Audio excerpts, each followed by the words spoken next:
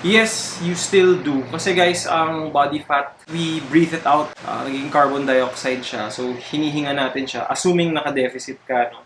Mas slow down lang yung process pag not enough rest. Isipin mo, the more natutulog ka, the more nagre-recover yung body mo, the more nag-burn. So, na-affect pa rin siya if kulang ka talaga sa tulog and mataas yung stress mo, ganyan. Pero you will still lose body fat, assuming you are in a deficit, consistent. Binibili ko yung akin sa Lazada. So, sa screenshot ko dito. Ayan.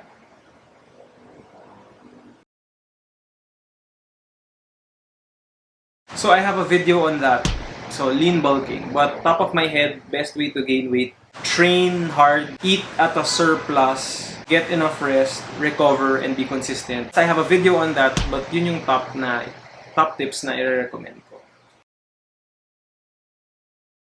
No, I do not. Kasi nalilimit niya yung grip mo. Personally, for me. Actually, hindi personally. Nalilimit niya talaga yung grip mo. No?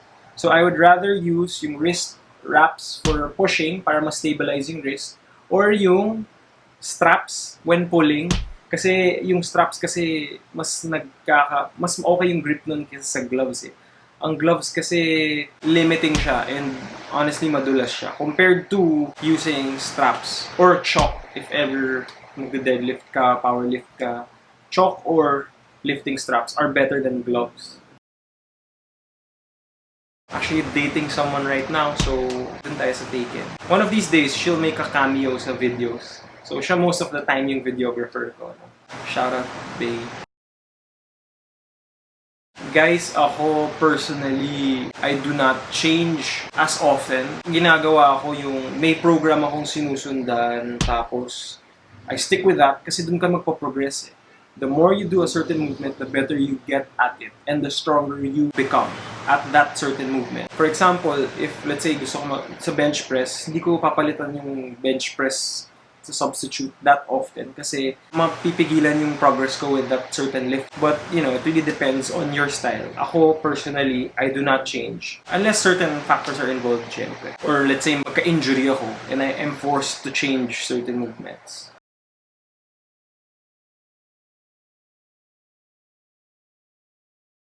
So, to get back in shape, unang-una, ma-mindset mo siya. You have to be committed to it. If you wanna get clean, strong, you have to prepare for that mentally, guys. Kasi hindi pwedeng sasabihin mo lang na, okay, gusto ko nito. You have to take the time and the effort to, let's say, meal prep, hit the gym, to get enough rest. I know mahirap yung mga yun, and be consistent with all of that. No? So, ang suggestion ko, is to pag corporate job, mag-meal prep ka na sa umaga or sa start of the week pa lang. Yung araw na hindi ka busy, mag-meal prep ka na. Yung training, I prefer pag may corporate job ka, if possible, sa umaga. Kasi yun yung strongest mo eh. As opposed to, by gabi, medyo pagod ka na. Although yun yung ginagawa ko before when I had a corporate job. I worked out after. Pero guys, may adjustment period. Personally, I experienced that nung bago ako sa job, ang hirap, pagod ka na after work, pero mag-a-adjust ka. You just have to be consistent with it. Yung first few weeks, month, hirap. Pero once masanay ka, kayang-kaya mo na.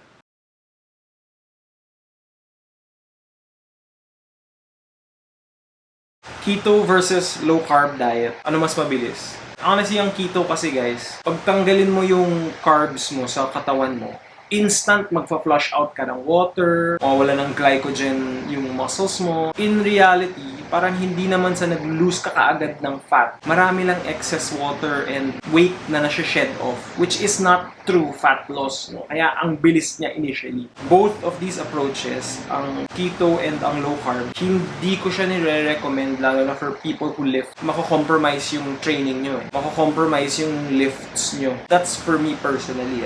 I've tried doing low carb, may video ako on that, 1 week low carb, and you feel like crap, lalo na when you're training. Ang keto naman, you'll be in ketosis eh.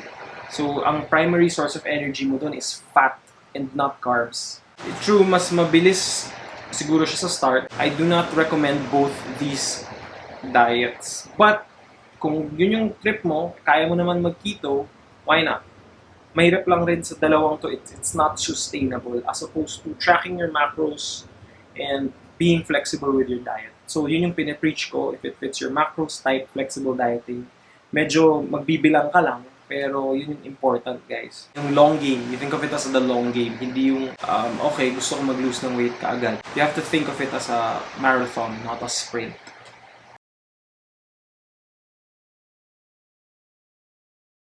So guys, top of my head, fruits, bread, canned tuna. Easy yun ang canned tuna eh. Kasi guys, ang canned tuna, just pop the can, kakainin mo na, pwede na, protein source na yan, mababa pa yung fat niya. So in my opinion, yun yung best. Pwede rin yung mga rice meals sa 7-Eleven. May macros yun eh. I personally don't use fat burners, so wala akong marirecommend. I've tried some, but all in my head lang yata yung, yung results niya. Kasi ang main ingredient ng mga fat burners is usually caffeine. So instead of thinking of it as a fat burner, think of it as an energy booster. So, pag thermogenic or may caffeine yan, gaganahan ka to move more. Which, in return, makes you burn more calories. No? So, wala akong i-recommend except be it a calorie deficit and train. Or probably do cardio, diba? Fat burners, iffy about it.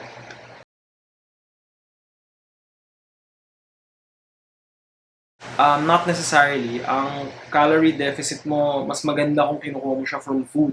Kasi kung cardio ka ng cardio na 500, hindi mo naman kasi sure kung naka-deficit ka despite burning 500 calories.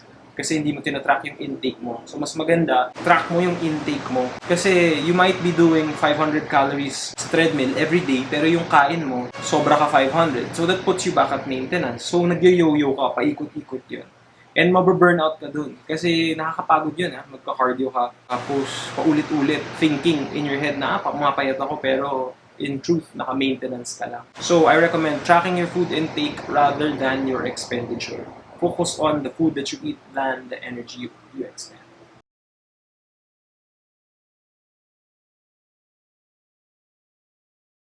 So, good question. Ako personally, I only track again the food. Kasi if you add back the calories, mawawala yung point. Unless maintenance lang ang habol mo, di ba? But ako personally, if I wanna get cut, I be consistent with my food intake regardless of my movement. Kasi again, yung movement mo, hindi consistent yan. If today I go to the mall, I walk to the mall, tomorrow I won't be walking the mall, iba na kagad yung expenditure ko. And that's not gonna be consistent. Diba? What if biglang may emergency na napatakbo ka somewhere? E di, hindi mo naman masasabing magagawa mo ulit yun the next day. So guys, that was 25 questions. I hope I answered them well. And I enjoyed actually answering all your questions. So this is the first time actually doing this. So guys, if you enjoyed this type of content, please give it a like. Please subscribe to the channel. Napapansin ko or nakita ko sa analytics that most of my viewers aren't subscribed. So guys, it would mean a lot to me if you subscribe, if you found this video helpful. And yeah, see you guys in the next vlog. Thank you so much and let the gains begin.